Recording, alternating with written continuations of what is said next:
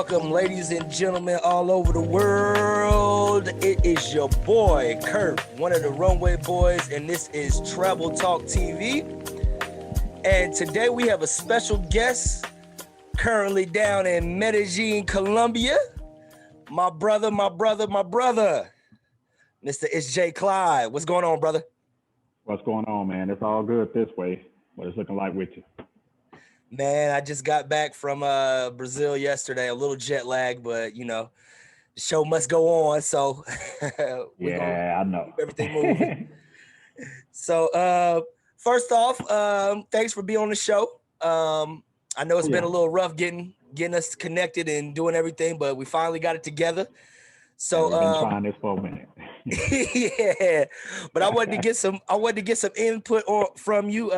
Basically, as being somebody else that travels to South America, you know, you move around between Colombia and Brazil a lot. So we're gonna touch a little bit on both subjects today. Options as far as people going down south to South America. But first off, let everybody know who you are. Tell us a little bit about yourself. Floor is yours, brother. Okay, yeah. First off, my name's Jay. Well, I go by itsJClyde. That's what on all the social media and YouTube. My name is itsJClyde on YouTube, Instagram, Twitter, everywhere. It's itsJClyde. Originally from Mississippi, went to college at University of Alabama. So I know I got to apologize to you for what we did to Ohio State last week. I'm still gonna wear that scarlet and gray, though, you know.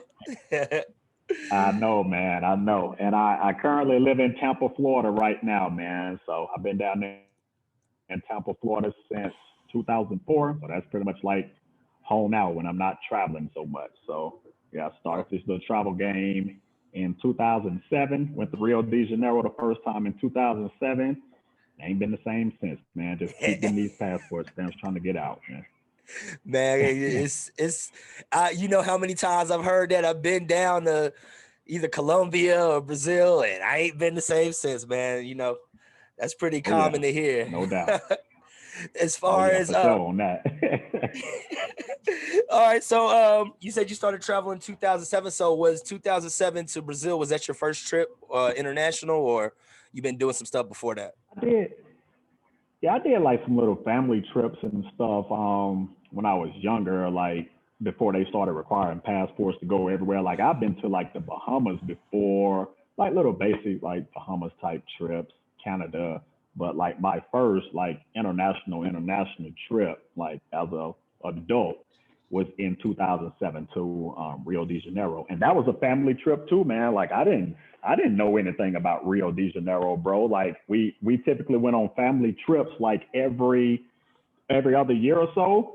So like it was like a group of us, like aunties, uncles, mom, dad, like probably about 13, 14 of us, and they always collaborated and came up with like destinations. And everybody was like, hey, let's go to Rio de Janeiro. And like I said, this was back in 2007 during the heyday times. And like I said, I didn't know anything about Rio. I was just like, okay, yeah, let's go. And once I went there, I hadn't been the same since. Ain't been the same since, man. I'm in the same boat, man. Actually, I think it was like it was 2001. 2001, I had the opportunity to go to Brazil. And for some reason, I was just like, nah, I'm not going to go. So I decided not to go. And then through my military career and everything, I met up with a guy. He was from South Africa, I think. And this guy told me, yo, man, you got to check out Brazil. And he kept nagging me.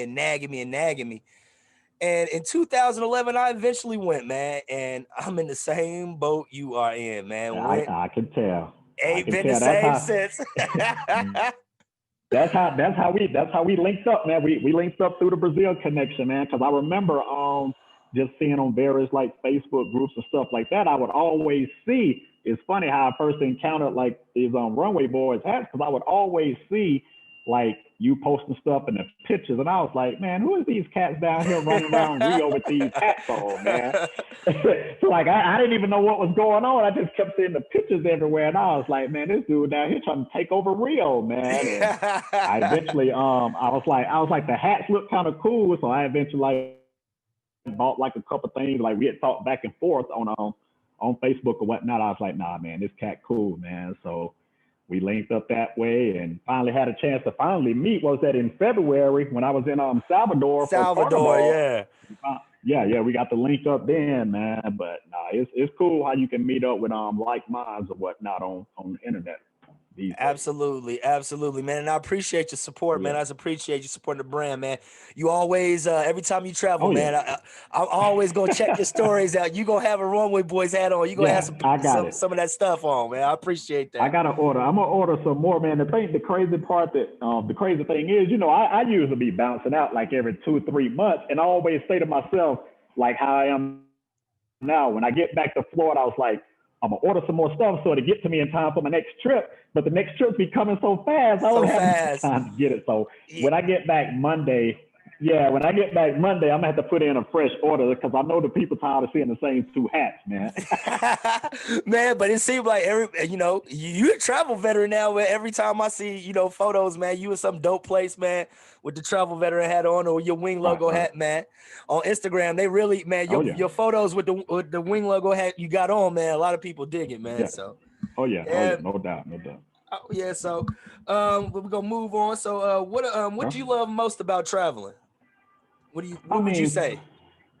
for me, man, it's just being able to just be immersed in like a different culture, man. You know how it is. We've been in the United States our whole lives. You was in the military, so you probably got to bounce around a little bit. But just Hmm. being able to get out and see different stuff, see different way of living, not just be all caught up in the entitled way that some might think in the United States, where it's just that way or no way, or we got the best way of living. Like once you start traveling, man, you see other stuff. You start realizing like it ain't all that we build it up to be back at home, man. You right, you right. And you know what's so crazy? I was talking to somebody on my way back to the United States, and people around the United States are so locked into what's going on in the United States that they don't even realize what's going on around them or what other opportunities or just Right. better lifestyles is around them. Like somebody had talked to me and said, "Oh man, COVID is real bad in South America." And I'm thinking like, yo, it's way worse in the United States. But, some people are just like so out of tune to what's going on. They think that, things that's going on here is just, all hunky dory and it's the best. But it's a lot of stuff going on in other places that's way I better. get it. I Yes. get it every time, man. I get it every time because, like I said, I started back like when they shut down all the borders or whatnot back in March. Like I finally went to Mexico. That was the first place I went in July, like because that was one of the few places I could find that was open, and we was actually supposed to link up down there. We didn't get a chance to link up in Mexico. So you know, you can attest to this. It's like every single restaurant, mall, everywhere you went, like they would check your temperature, giving you hand sanitizer. I've been to Yep. Brazil a couple times, same thing. Colombia, same thing. I'm telling you right now, in Tampa, I can walk in any restaurant, mall, it ain't nobody at the door checking temperatures and giving hand sanitizers at all. At So all. yeah, and it's no like here in Medellin, everybody is wearing a mask outside. Like it's nobody outside not wearing a mask. Period. Yep, absolutely. I just came back from Salvador, like I said yesterday, and there from the time I got there in late December till going on right now until I left, everybody's wearing a mask on. You can't go in the mall without getting your Mhm. temperature checked. You got to have a mask on the whole time.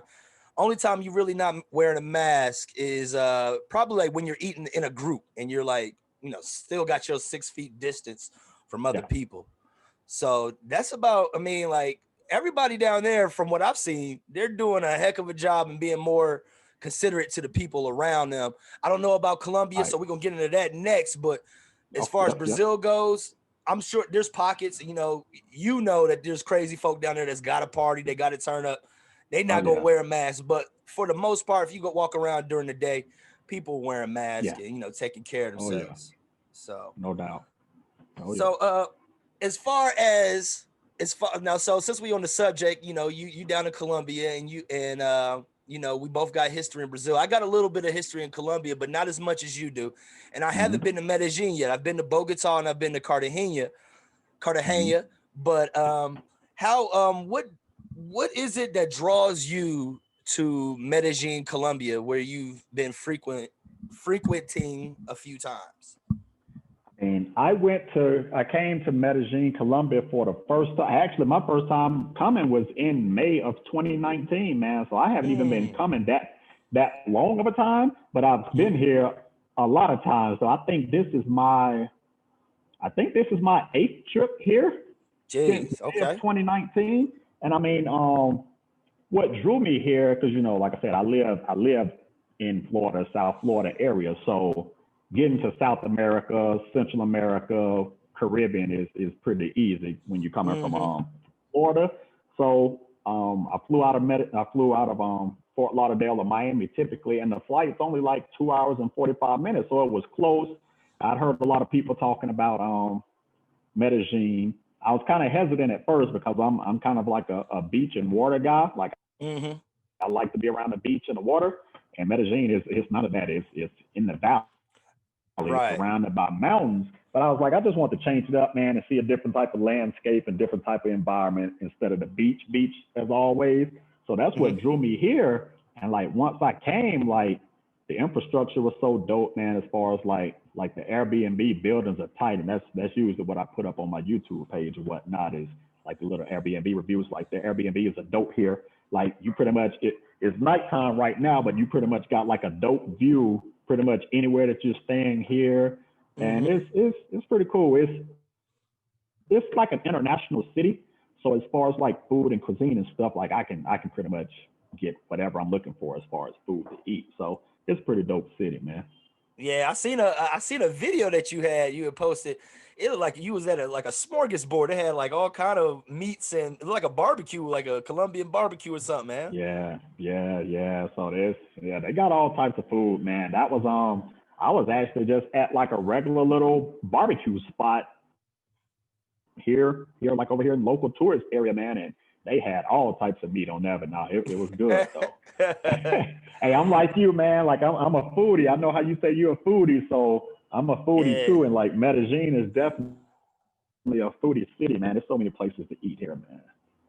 Okay, so so we can get in just a tad bit on food. So as far as the food, what are the prices and are they comparable to, like, let's say a Brazil or somewhere in South? What are the prices looking like as far as if I wanted something real nice to eat for dinner? It's pretty comparable to Brazil, man. I was making it a point this particular trip, like on Facebook and Instagram, just to, whenever I would go to a restaurant and eat, to save my receipt, just so when I post a picture of the food, just so the people back at home could see how much food you get for such a little price. So like, for instance, I went to one little restaurant and it was like kind of like a chicken on a stick with barbecue sauce, and it had like French fries, like a little salad. I was real hungry that day, so I ordered 2 of them thinking I was just gonna get 2 chickens on a stick. I wasn't reading the entire thing in Spanish. So they brought out 2 plates with 2 things of fries, 2 salads, and the 2 chicken skewers. And I had a Corona and a Coke. And my lady friend that was with me, she had like a Colombian dish that she had ordered. All of that food together ended up being like right at $30.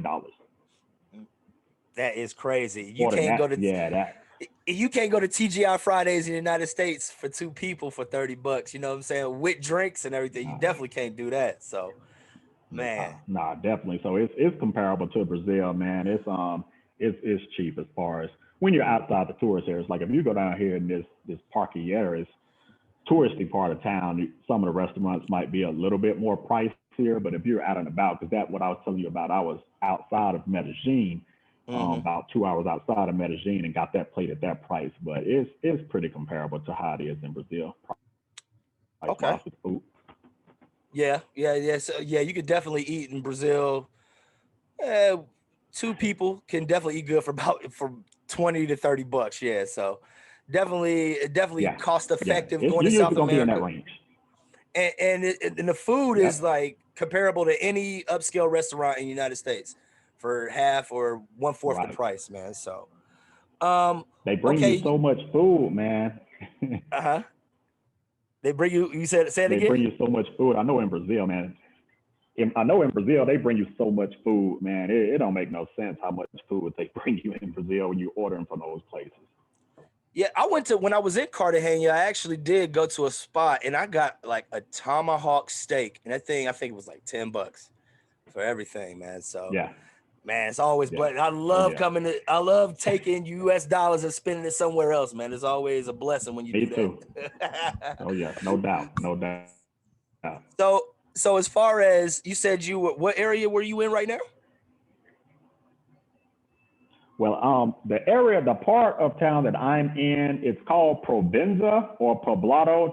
That's typically the neighborhood that a lot of the tourists stay at when they come here. Mm-hmm. Is the Poblado area, and that's where I'm at right now. But the specific part of Poblado that I'm in is called Provenza. It's right next to like a whole bunch of bars and restaurants. During normal times, I wouldn't even be able to do this interview in this kitchen right now because the place where I'm staying at, it's all kind of bars and stuff right next door, and it would be like super loud. But like right now, it's a little chill right now because they got like a little curfew coming up in a couple hours, so kind of Okay. mellow and out right now. But I'm in Provenza in the Poblado part of town. And is that where you usually stay at, or do you bounce around town when you're down there? I typically stay in the Poblado area, man. Most of the time, most people when they come to visit, they either stay in Poblado or Laureles. And Mm-hmm. Poblado is pretty cool because they got like a lot of nice Airbnbs, high-rise Airbnbs. The only downside of Poblado, they got some serious hills out here, man. It's super hilly because, like I said, we're in the mountains and valleys, so like you're dealing with a lot of hills when you're in Poblado versus when you're in the Laureles area. It's more flat, Mm-hmm. so it's more walkable in Laureles, and you get more of a local feel in the Laureles area because you're not in the heavy tourist zone. But like Poblado, it's cool, man. You can jump. You know how it is. You jump in a little Uber or InDriver, and it's dirt cheap, so Okay. it So works out with the hills.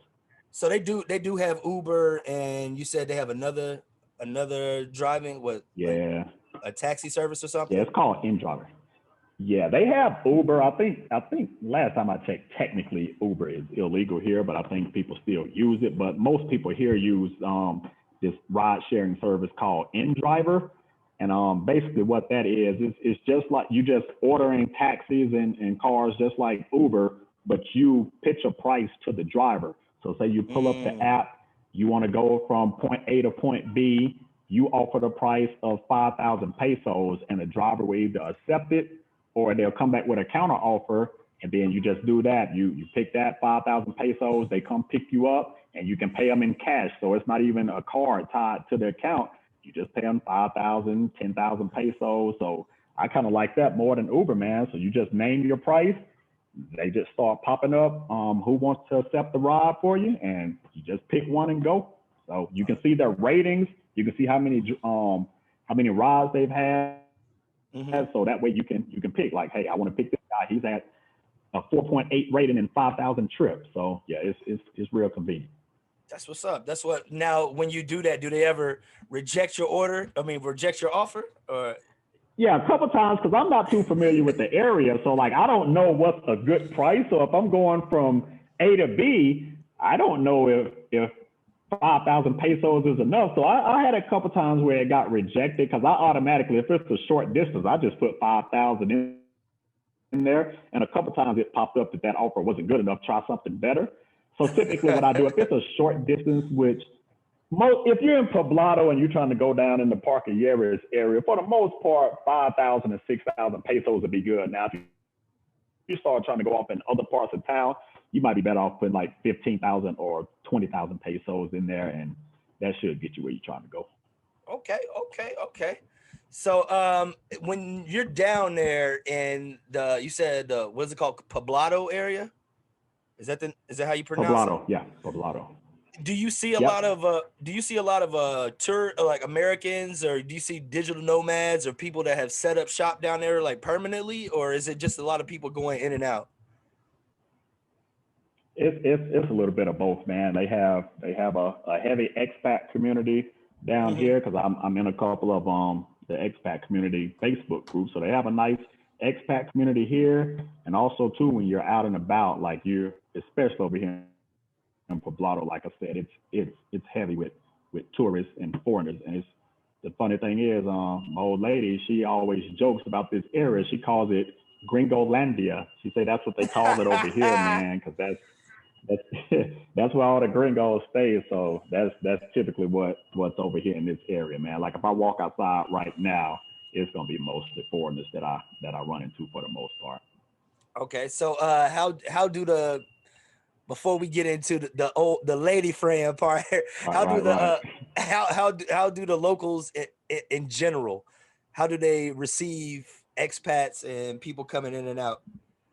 Man, from my experience, it's all embracing, man. Just like how it is in Brazil, man. Hmm. As long as you're not acting like you're better than them, and you treating everything with respect, and you're acting like a visitor in the country, a guest in the country, and not acting foolish, man, you get positive reception. I haven't had any issues. Everybody's nice, man. That's what's up. That's what's up. Yeah. Yeah. There has been seems to be an influx of people going to these countries like in South America and the Caribbean where they take their American privilege with them, man. And it's like that's not cool, man. You got to be when you come to somebody else's country, you got to be humble, man. You gotta Nah, you don't want to throw what you've been blessed with in their face. You know what I'm saying? Because first of all, that's not good right, karma right. wise, and That's then true. second of all, the robbers is always lurking. So you always got to, Exactly. You got to keep your head you got to keep your head on the swivel for that, regardless. for real, man. Yeah, I seen a video of somebody in the DR not Yeah. that long ago, and they're it's Um, pointless, but they're at like a bar or a restaurant, and they're just throwing money up.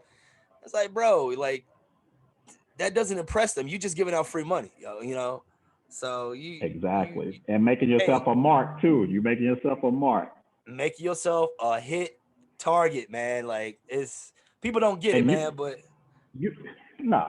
And you go to Brazil enough, man. I don't know even know of any places in Salvador or Rio where it's that type of environment where you're going to throw some money because you might run into some serious issues if you throw some money serious. in those Yeah. places. Yeah, Like man. somebody told me when I was in Brazil, they told me don't even leave money on the table for a tip. Give it straight to the person, you know what I'm saying?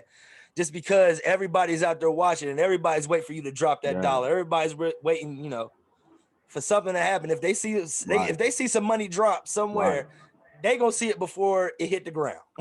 So it Oh yeah, so, no doubt on that. No doubt. now you had mentioned something about your lady friend. We ain't got to get into specifics, but what is your thoughts Right, on the women in for South America? We can say Colombia. We can get more specific. How do you feel about the right. women in Colombia as far as American men go? It depends. I always have to preface it. I've only been to Medellin, so I haven't been to any other cities in Colombia. So I can only speak on Medellin on that and personal experience. Like, I mean, it depends on what you're coming here for. You know what I'm getting at. Like some fellas go to the places for for other activities. Some of them don't partake in those activities. So it all depends on what you're coming for. If you partake in certain activities, yeah, they're really receptive to you. So, but now if you comment on some other stuff, man, I mean, I haven't really ran into any issues, man. It's the same just as anywhere else, man. If you carry yourself a certain type of way, you keep proper upkeep of yourself, man. You're not looking like trash or a bum or anything, man. You got a certain type of charisma, man. It's pretty much the same, man. You can whatever you work in the United States, you can work it in Tokyo or Mexico City. You just gotta just be a not be a weirdo. I'll just put it that way, man. You'll be all right. Exactly. Yeah, if you're like one of my friends always said, if you're a cornball in the United States, you're gonna be a cornball anywhere on the planet. So, when you come to these places, man, come correct if you plan on Right, talking to right, somebody, or you might have to pay that fine, for being a cornball when you're going in some of these places if you get right, my drift. So, right. Exactly. So no, man, they're receptive here, man. It's hadn't had any issues on that note in Colombia or Brazil. We've been knowing each other long enough, so you already know the history with all that. Yes, sir. Yes, sir. So, all right. So, I know in Brazil, I know definitely having the language down increases your chances. Like, Right, just because they realize that you have enough respect for their culture to learn their language, you can talk. It chops down a lot of the right. barrier. Is it the same way in Colombia? Do you need to know Spanish in order to talk to, a local and them being real and being receptive and not treating you, giving Yeah, you the gringo treatment so much? yeah. It's the same way, man. That knowing the language goes a long way. I always joke with a couple of my other homies though that actually know how to speak like Portuguese and Spanish. Like, yeah, it's definitely a benefit. I'll never downplay the language part, but Hmm. I don't really speak Portuguese or Spanish that well. Like I know a lot more Portuguese words than Spanish Hmm. words just because I've been frequenting Brazil so much. But as far as being like conversational with it, I mean it's I know a lot of words. I can put the words together. They might not make correct grammar sense, but they pretty much Hmm. know what I'm trying to say. So like you said, like you were saying earlier, like they do appreciate when you at least put the effort in, like not trying to go out and immediately lead with like the phone and the Google Translator app and things like that. If you at least putting in the effort, that does help. Now I'm not going to sit here and make it seem like it's all peaches and cream. Like you're not just gonna just walk up to like some regular chicks, not knowing how to speak the language and just pull them. It don't really work like that nowhere. Yeah. So you kind of have to do some pregame, and if that language barrier, that's typically what I use. Like meet them, talk to them ahead of time before I get there. That way you at least build chemistry.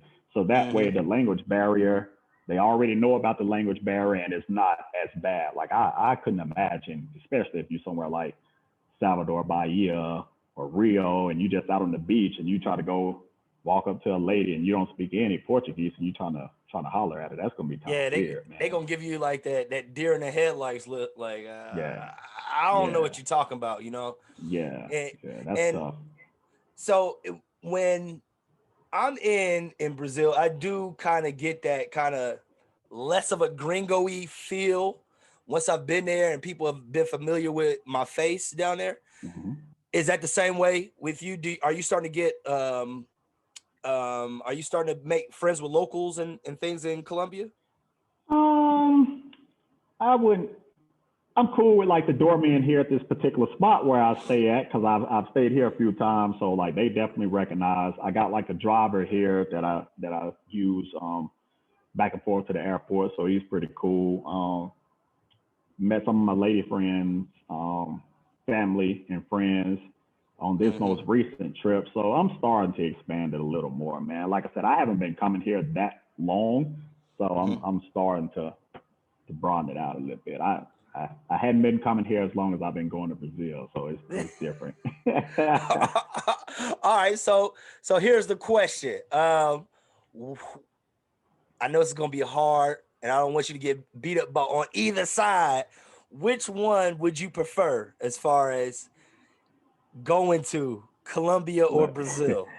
I knew that question was coming. I knew that question was coming because the first time I came to Colombia, man, like that was the question I was getting from everybody, whether it's on Facebook, YouTube, personal friends, like everybody, because they knew I was like Brazil all the way through. So they were like, which one you like better? And I have to be honest with you, man, not to even avoid your question. It all depends on what category we're talking about, man. Because like I'm telling you, like what 2007, so I was 13 years going to Brazil. I've probably been to Hmm. Brazil 17, 18 times. Yep. But like no, like Medellin grew on me, man. Because like I said, it just depends on the category. So it's like as far as like infrastructure, and when I say Brazil, I'm mainly talking about Rio and Salvador. Those are two places I've been. Uh-huh. I've also been to Sao Paulo, but it wasn't that long. But as Hmm. far as like infrastructure, like I like the infrastructure here better in Colombia, man. As far as the public transportation with the metro, it runs straight through the city. So as long as you're close to a metro station, I guess that's what you call it, the little different stopping points. As long as you're Yeah. close to one of those, it runs straight. I think that's north and south through the city. so I can pretty much touch any part of Medellin I want to on the metro. Like I was saying before, the Airbnbs here to me are much better than the ones in Rio and Salvador. Like I've stayed in nice places in both, but like you know how the buildings are there in Brazil, how they kind of look. The outsides look older, but like the insides can be hit or miss. The insides can be older, or you might have an owner that made the inside look good. Here, all of these Airbnbs are nice, and I heard that the reason why these Airbnbs and all these high rises, but I don't want to touch that topic. You know what Colombia's history is. Yeah. So they had an influx of money to be able to have all these nice high rises and stuff. And Brazil wasn't really quite known for dealing with that. So it's a different type of money thing. Oh yeah, definitely. When I was down in, I was in a couple years ago, I went to Bogota, and I actually went to Cartagena, but then I came back and spent a couple days in Bogota. And I was seeing BMWs out there, Mercedes, 3 Series. Yep. I mean, and it wasn't like a hit or miss. They were out there just like it was Miami, So Yep. you can honestly tell that money is coming through Colombia, all kinds of ways. I'm not sure what the big export import is, but it's not a broke country. It's not at all. I was telling my homeboy that just yesterday. I was like, man, just me walking over here in the area where I'm standing now, and like I said, this is like a better part of Medellin that I'm staying at. Man, I was seeing Mercedes, BMWs, all these trucks. I saw a Ferrari. I've seen all of that, and I can promise you, I've seen Mercedes and stuff in Brazil, but all these other exotic cars, I hadn't really seen it there, man. So it's like I think said, I've seen a few Lambos. So just the infrastructure part, I like that about Colombia. Yeah. So it's like also too the proximity to the United States, that's a positive for Colombia. So I'm just going over the little positive part. So I mean, you know how it is. I see your journeys trying to get to Salvador from where you're from, and those are some hours, man. Bro, it takes about 24 hours, almost 24 hours to get to, just because of the stops and everything. But yeah, you being in Florida, I was going to ask you that. Being in Florida, would you recommend, as far as, traveling somewhere short distance? Is that something that you could do on what I call I only need a weekend trip? Or, how many days do you think that somebody needs down there? Yeah, and that's the thing too. I always have to catch myself since, like I said, I am in Florida, so it's kind of easy access. I have to try to take into account whenever I'm giving interviews or advice. Somebody might live out west or in the Midwest, so it might not be as close to them. But definitely, if it's something where you're trying to do a quick 3-day, 4-day trip, I would definitely say like you can try to check out Colombia. It's I don't know how the 3 or 4-day trip gonna work right now with these recent guidelines that went in place, but that's another story. But no, man, it's definitely cool, man. But I gotta get some positive for Brazil too. Now I can't just give just the Colombia positive. To me, I love the Brazilian food, man. Like Brazilian food to me is, I find myself whenever I'm in Brazil, I'm not trying to eat any Subway, McDonald's. I'm not trying to eat any of that. Just give me the feijoada, the moqueca. I need all that Brazilian food, man, all of it. So the Brazilian food definitely is a hit for me versus the Colombian food. I don't really eat the Colombian food that much. I'm eating everything other than Colombian food when I'm here. Oh, really? Yeah, definitely. It's definitely more to do in Rio than it is in Medellin. Rio is so big, man. I still haven't done everything. I just went to Arraial de Cabo for the first time in the last year, and I've been going to Brazil forever, man. So it's definitely way more to do in Rio de Janeiro than Medellin. Like it's like Medellin is dope on nightlife, but as far as like all the other surrounding activities and things to do, it's not anywhere close to Rio. So, like, as far as you said, since Medellin doesn't have any beaches or anything, is the nightlife pretty much the highlight of Medellin, or is there stuff to do during the day as well? Or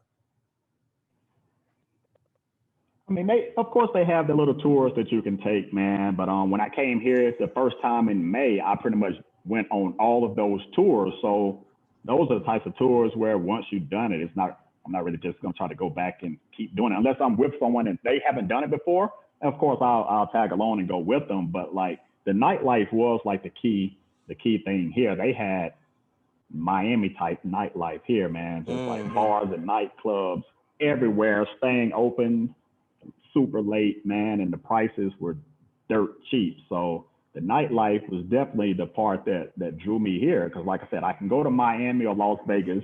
It's going to cost a grip. Or I could catch the 2.5-hour flight here, get sections and bottles and all that, and it costs a fraction of the price. So the nightlife was definitely a positive here in Medellin, man. So it's a little different right now with what's going on, but hopefully they'll get back to it.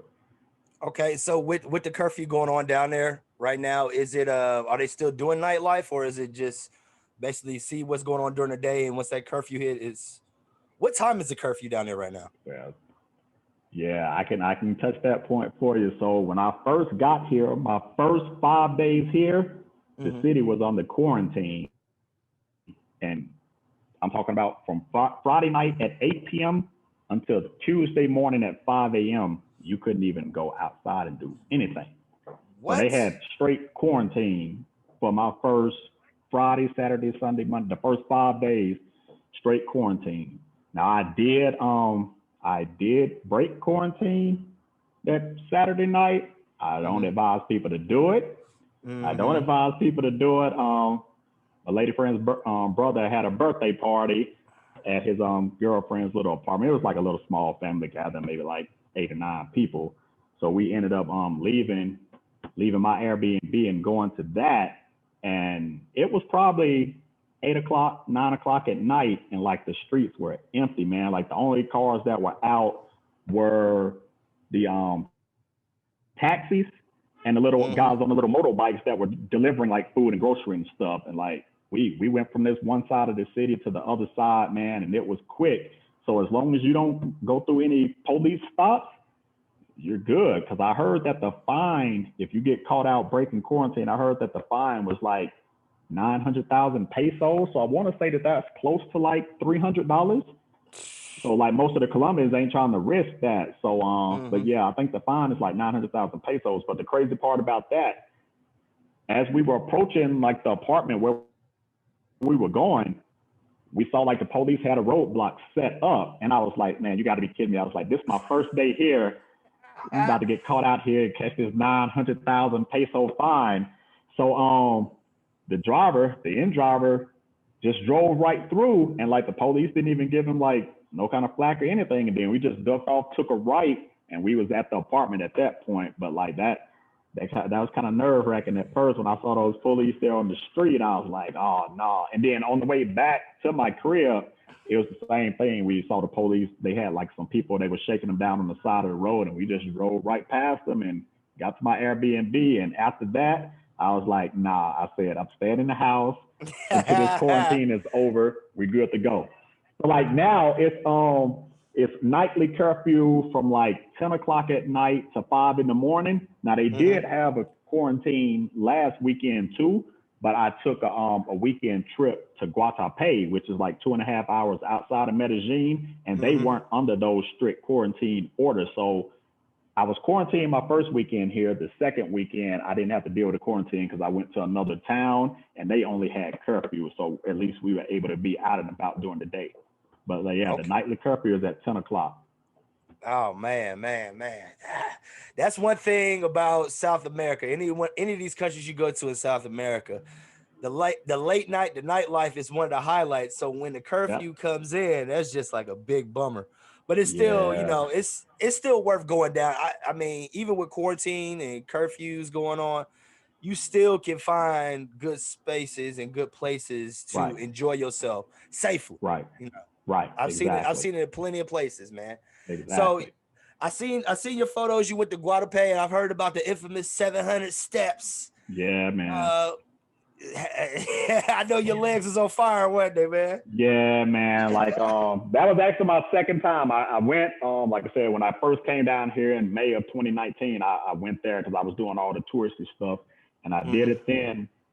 And this was my second time doing it, and it it took me about 20-25 minutes to get up there each time. Whew. And like I said, it's steps, man. And like I said, if you got I think the biggest thing too is at altitude. So you're dealing with the altitude and you're climbing up 740, 750 steps. So your legs are definitely burning. But the good part is once you get to the top, they do have like little cafe type things where you can sit down, have some little snacks and drinks and rest. And then you have to walk back down. Of course, you went up, so you got to go back down. So going down is much easier than going back up, but your legs are definitely spaghetti noodles for the rest of the day, man. It was spaghetti noodles, man. It was tough. Like I felt that the next morning. Man. Yeah, man. I see the photos and I'm thinking up there. You just said they got a cafe up there. Somebody need to invest in an oxygen bar up there. They get one of those up there. They probably make some killer money up there. You gotta think though. It's a cafe, so they got all the chips and drinks and all that. You gotta think they gotta get it up there. Like who's doing that? Man. Yeah. I don't know who's carrying those. You're not pulling any pulleys up there. You gotta carry that up those steps, man. Oh man, I don't know. I don't know. But you know them locals, they probably been doing it since they was 6 years old, so they already got strong muscle calves, and they hitting that like it ain't nothing. And that's tourists up there complaining. Perfect example on that. When I went that first time, I went on a tour. So like, of course, you had like a little tour guides or whatnot, and one of them was like a guy. He spoke English and Spanish, and as I was walking up the steps, he just walked right by me, just like quick. And then I was still walking up, and I saw him on the thing coming back down. So I asked him, I was like, man, how long does it take for you to walk up these steps? Because he does it every day for the tour. He was like, yeah, I can do it in 5 minutes. So he does those 740, 750 steps in 5 minutes, man. Like he whizzed right by me, and I'm still up there on the struggle bus going up. And then it was like a few minutes later, I saw him coming back down the steps. I was like, wow. He said 5 minutes. Like, man, it took me every bit of 25 minutes. That's one thing that I've noticed. You can't compete with people that's been doing stuff locally for a long time. Like I've seen people, even when I was in Brazil, I've seen people riding bikes. Like I've seen the DoorDash and the Uber Eats people on bikes going uphill.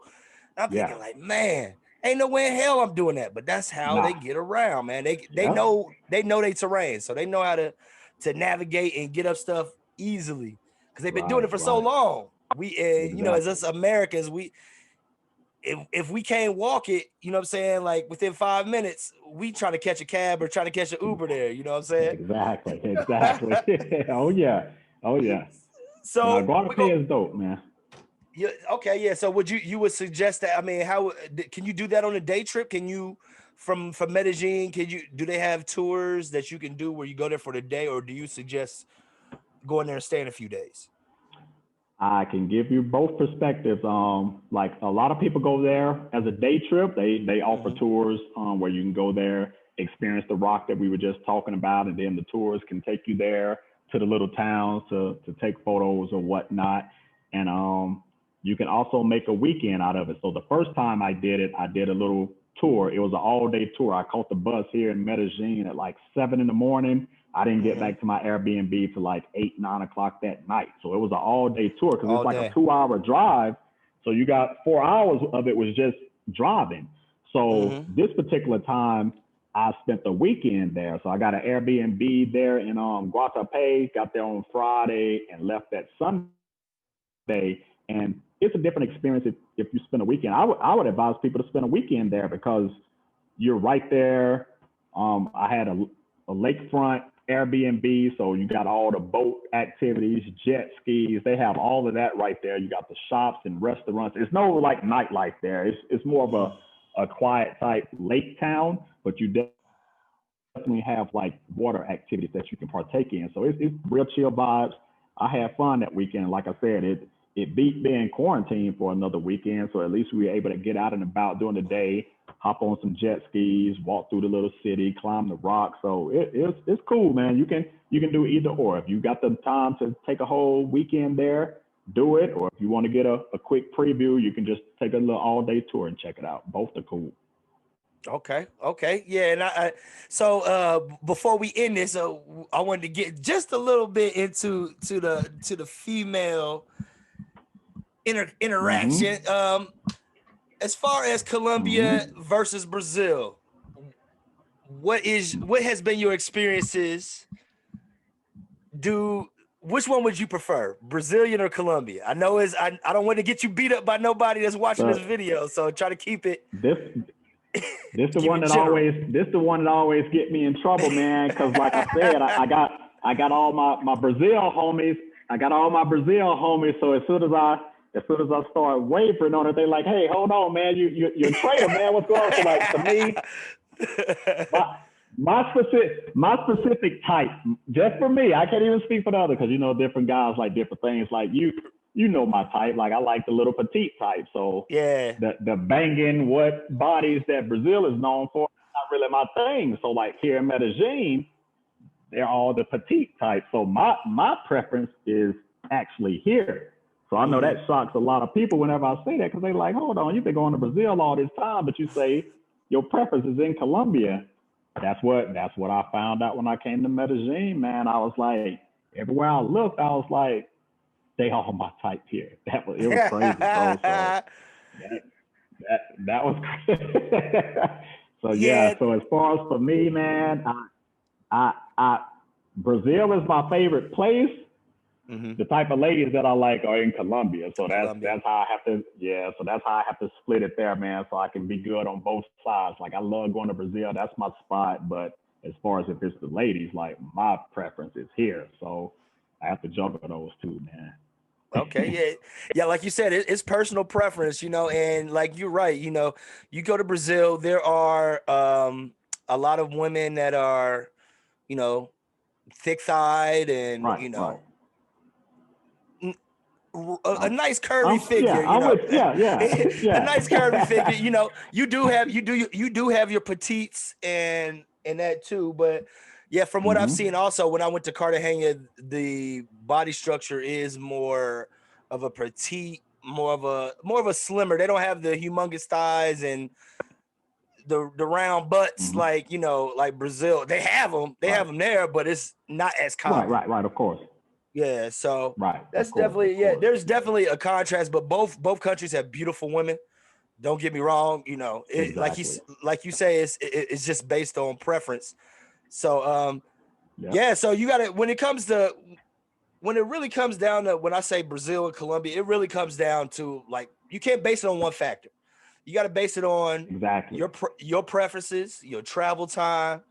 I mean, because when I go to Brazil, I'm not going for 2 or 3 days. It's just not feasible. You can't. No, it's just because by the time you get down there and get comfortable and doing everything, and Brazil gonna party you out, I mean, 2 days is not enough, really. So you got definitely when you come into Brazil, you got to come with a little bit more time. Colombia, yeah, definitely. Even for me being in Ohio, it is pretty easy for me to get to Colombia. They got a Spirit airline flight that goes from I think Fort Lauderdale straight down. I think I can get there in like 4 or 5 hours. So in the proximity. Yep. So that definitely does play a factor, and like you said, just depends on your preference as a man. If you're looking for that type of vibe or that type of if you're looking for a relationship. Now, me, I'm one of the type that's against going down there running the dollar, but I have learned to actually give some space to those brothers that actually do that. Let them do their own thing, because no doubt. Everybody does their own thing. Some people got their reasons for going down there, but I definitely would not rule out dating a woman from South America. You know what I'm saying? Like it just depends on what you about and what she about, really. So. Oh yeah, exactly, man. And I know man. So it's It ain't just peaches and cream how some of them try to make it out to be, where they just be like, oh, y'all going down there taking advantage of them women, they doormats you walk over. Nah, bro, it don't work that way. Nah. That's one thing I want to tell everybody. Don't listen to what your friend that has not been there says, because it's not like that. You are not going to just come down to these countries and think you just go, because I'm American, I got an American passport, I'm going to run things, I'm going to get whatever I want. Like I said earlier, if you're a cornball United States, you're going to be a cornball wherever you go. That's even including Brazil, Colombia. So come correct. Make sure you come correct. Exactly. So, yeah, man. Exactly. So, I'm not going. So I appreciate you coming by, brother. I appreciate you stopping by and doing the interview. I'm definitely gonna have to take the itsJClyde tour down to Medellin one of these days, and I want to kick it. Come down there kicking. You show me around. We can do another blog. We can do an on the scene blog. No doubt. And we can work it out that way. Probably when this quarantine and curfew is up, because I want to see Colombia in its full effect, Medellin specifically. Exactly. I'm with you on that, man. So that's what I'm doing now. So like right now is, because like I said, I've been here several times, so I wasn't really missing anything. Not going to the nightclubs didn't hurt me this trip, because like I said, I got somebody here I'm kicking it with. Like, I've been having a good time for this time period I've been here. But like, if there's somebody that's trying to come for their first time, man, and you're trying to experience, like how you said, it's kind of tough right now with the curfews and whatnot, because if everything's closed, like it's Friday night right now. I mean, curfew is in an hour and 30 minutes, man. So you ain't getting no nightlife in like that. So if you ain't really got no connections here, I mean, you're gonna be left to resort to do other things at the crib. So that's it, man. Yeah, I've been down that road down in Brazil too, man. Everything's shut down at 10, so you got to make some entertainment at the crib. So right.